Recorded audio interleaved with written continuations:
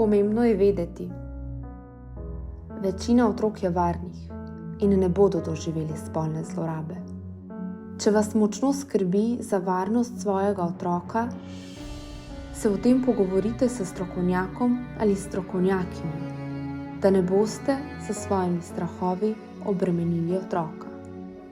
V primeru, da bi vaš otrok vseeno doživel spolno zlorabo, lahko tako imenovani varovalni dejavniki zmanjšajo tveganje za hujše posledice zlorabe.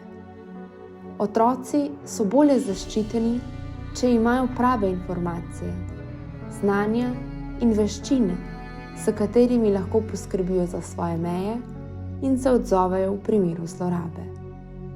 Pomaga tudi, če imajo dobro samopodobo, zaupajo vase in imajo močno podporno mrežo odraslih, pa tudi vrstnic in vrstnikov.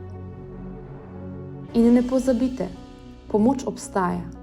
Tako otroci kot starši lahko dobite kvalitetno pomoč in podporo pri prijavi suma spolne zlorabe, zaščiti otroka in okrevanju. Okrevanje je mogoče, čeprav je to v trenutkih stiske težko verjeti.